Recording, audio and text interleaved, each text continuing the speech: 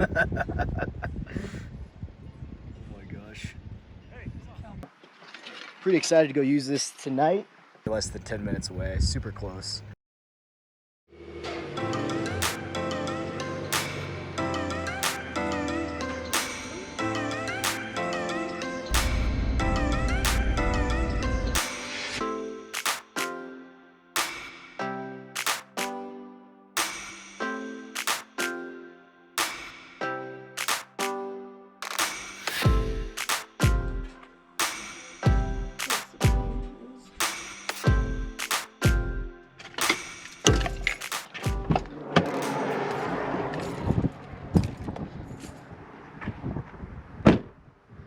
What's up, guys? Welcome back to another episode.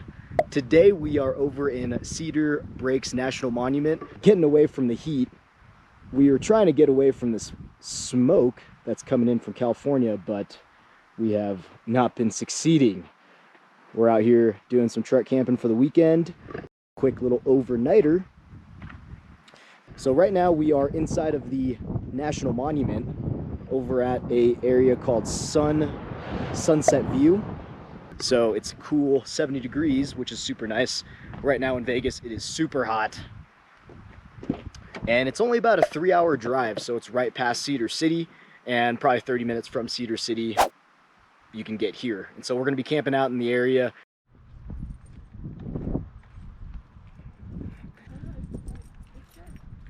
Ooh, all right. Wow, it is super windy. Whoa. So this is the National Monument right here. This is a natural amphitheater, and we are about 10,000 foot in elevation right now. That's crazy. Wow, it is super windy, but feels really good. What you think, Rio? But on to the next. There is a fee to get into the National Monument, but if you have the America the Beautiful pass, it is free to get in. You just gotta hang it.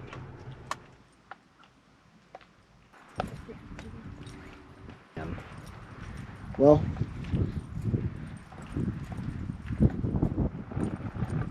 that is crazy. Wow. Can't get away from this smoke. All right, well, that was Cedar Breaks National Monument. So when you get into the park, there is about a 7.5 mile drive that will take you around the side of the park. There's a few lookout areas like this one that we just looked at that you can pull off to the side, park, and then go check out the amphitheater. But with all the smoke right now, it's kind of lackluster. So we're gonna go find camp. So let's go do that. All right, guys, so we made it to camp. We're offloading. I just want to show you guys something new I got going on here. So we actually have a portable fire pit now. Found at Costco. Perfect for burn ban season like we currently are in right now. Actually locks on top. Also from Costco. One of these guys. And using it to store the propane tank here. Got some bungees holding it all down. Tripod. Got our bucket. Rear bowl. Got a big bug candle. And this thing right here is essentially the stand for the fire ring. And then I got a big old 20-pound propane canister.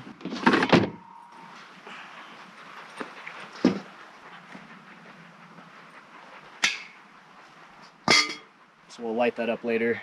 So something new I made for the truck are the sun shaders for the inside. So while the Dometic is inside here, I don't want sun beating down directly on it, so I put this up to help protect it a little bit.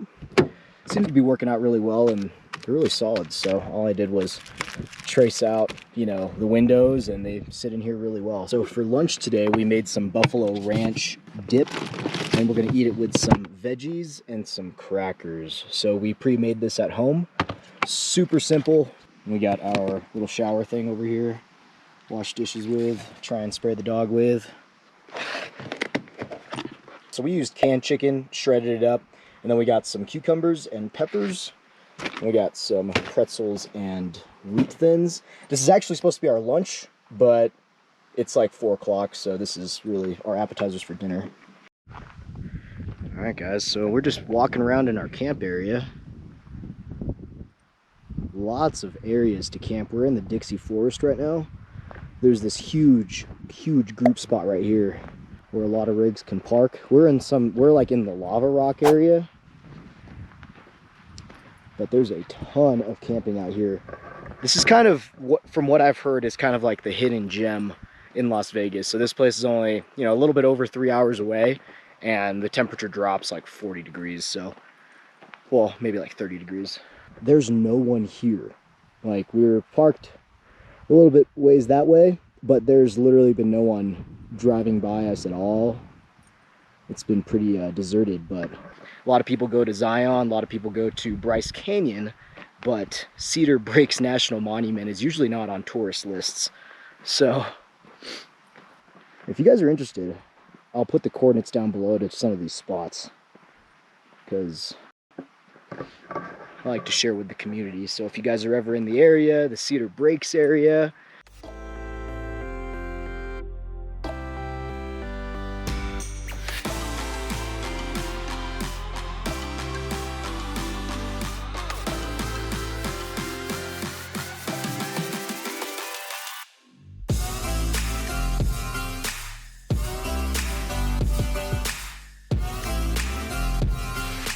we were supposed to have some pad thai, and I was gonna make it on the Tembo tusk, but I forgot the pad thai sauce. It's very sad. Very, very sad. I had chicken. It was gonna be a chicken pad thai. I made a homemade sauce, and I had left that sauce in the refrigerator at home. So big fail on my part. So now we are eating mac and cheese and a sausage. We have plenty of food, so even if, the pad thai stuff didn't work out, we always have backup food just in case. So this is the dry food storage bin, and it's an absolute mess right now, but I do have, extra, soups, noodles. We got some oatmeal in here. We got some Mountain House for the really, really just in case. I got this. Some veggie mac and cheese. I got a zucchini. I might throw a little bit of that in there. For those of you who follow me on Instagram, I did mention that my Goal Zero has been having a little bit of a problem. We have this little warning sign there, and I looked it up, and it means internal battery failure, so that doesn't sound good. I just bought this last year, so this is the Goal Zero Yeti 400. It's already crapping out on me. So luckily though, I'm still able to run the fridge off of it. It is still kicking. The Goal Zero is being charged by the solar panel for some reason. I cannot get it to charge from within the truck from the alternator. I don't know, something weird is going on with it. Reaching out to Goal Zero. So who knows, maybe I'll move over to Jackery or something if Goal Zero doesn't help me out.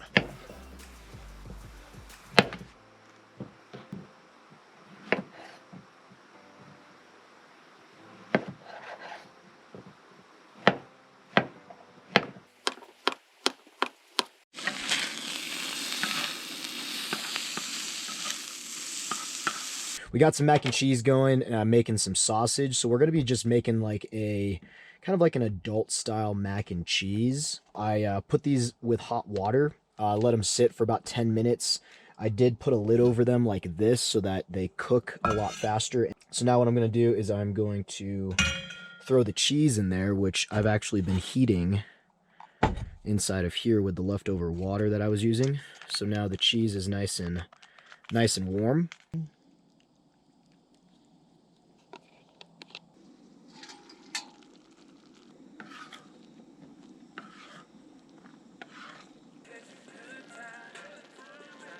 Put a little zip tie with a little hook right here so I can actually hold the Tembo tusk lid directly from the scuttle itself.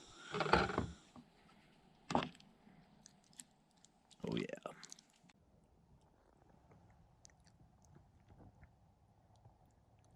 Our fire. All right, guys, got the fire pit going.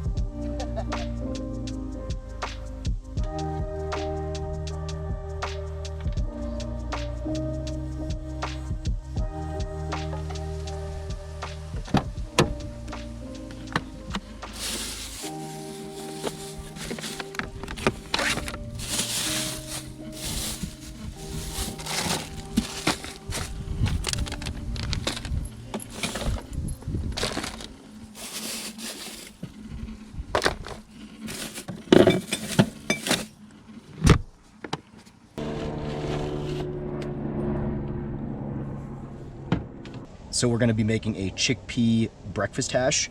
So essentially it's just gonna be a lot of veggies, garbanzo beans, and some cheese.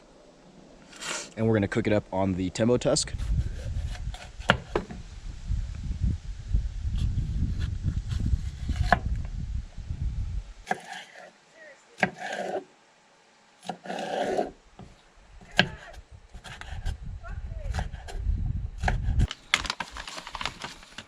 I did have a sausage that I was going to put in here, but because of our pad thai failure last night, I ended up using that sausage with our mac and cheese.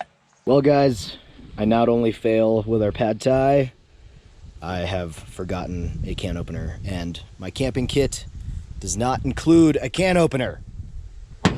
Yep, that is so sad. So, we're essentially just gonna have a vegetable breakfast hash.